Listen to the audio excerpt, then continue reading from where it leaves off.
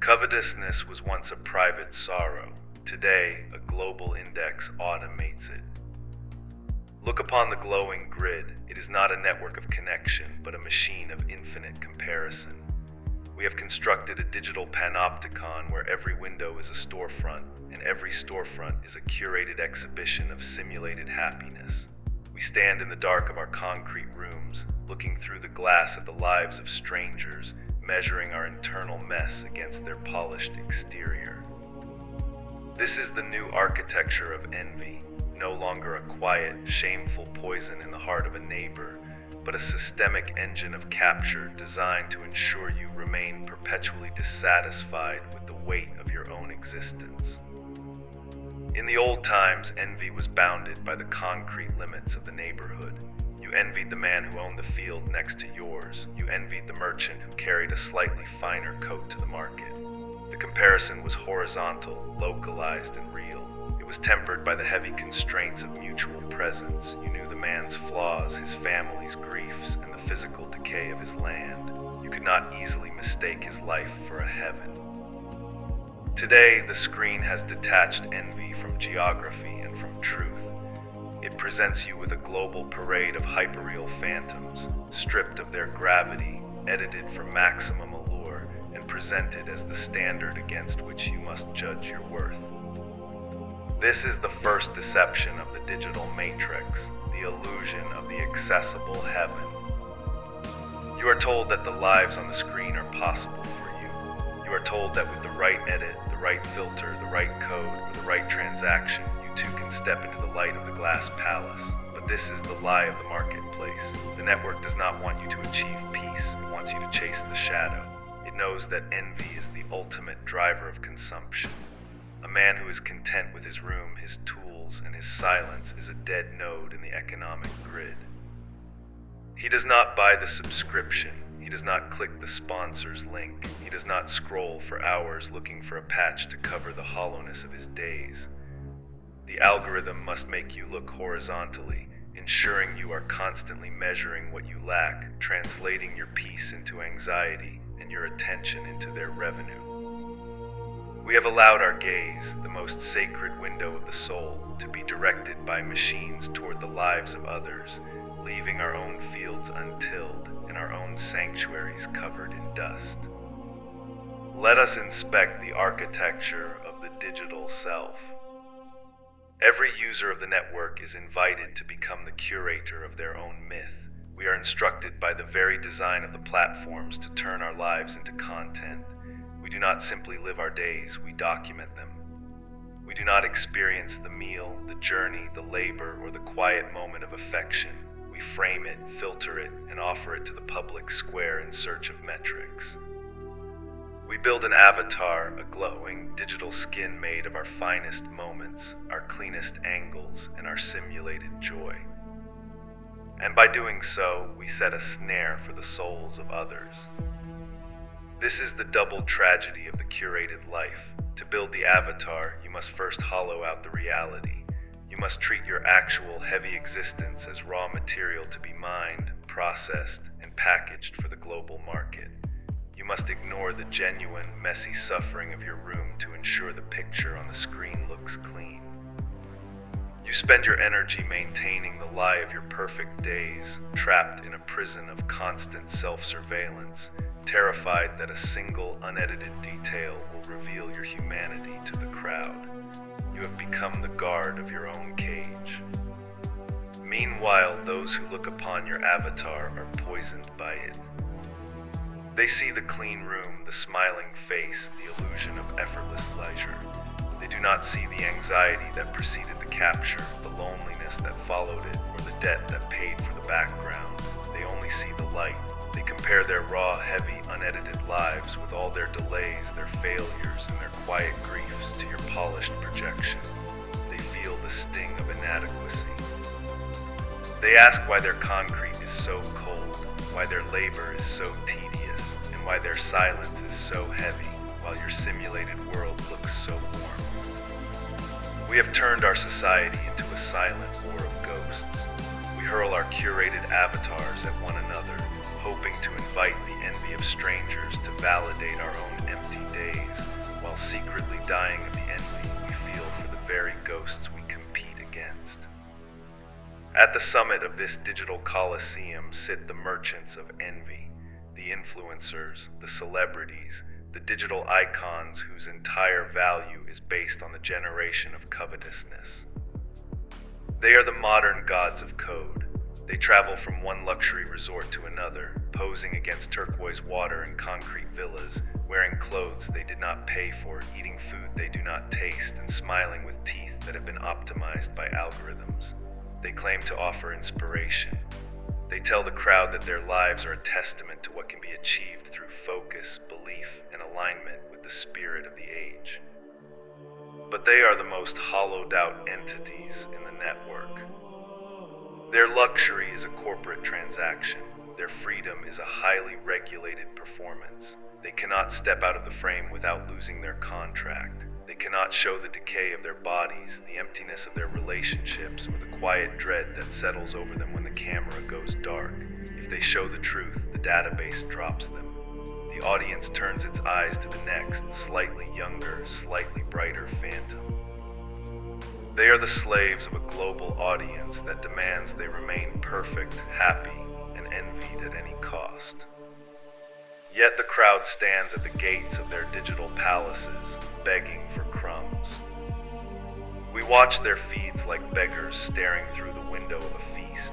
We covet their travels, their bodies, their fame, and their ease. We believe that if we could only occupy their space, we would finally be free of the friction of existence. We do not see that they are merely the bait in the trap. The system does not generate celebrity to celebrate the human spirit. It generates it to standardize desire.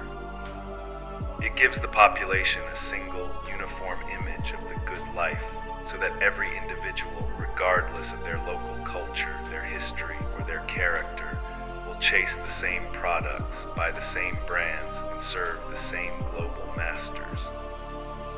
Do not envy the phantoms. They have traded their physical sovereignty for the metrics of the database. They are the gilded cattle of the network, fattened on the attention of the blind, and led to the slaughter of obsolescence when the algorithm changes its style. Envy is the primary solvent of local community.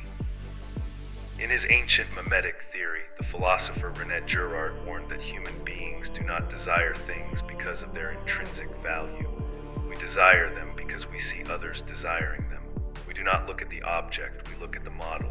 We imitate the desires of the other, and by doing so, we enter into a state of inevitable conflict. The model becomes our rival, and the object of our desire becomes the wall that divides us. Social media is the ultimate amplifier of this mimetic capture. It has turned the neighbor next door into a horizontal rival. In the physical world, community is built on mutual recognition and shared limits. You help your neighbor because you see his physical vulnerability. You know his joints are stiff, his crops are dry, or his children are sick. The shared heavy reality binds you in a covenant of mutual support. But when you view your neighbor through the lens of the platform, the vulnerability vanishes. You only see his achievements. You see his new car, his vacation, his promotion, his curated domestic peace.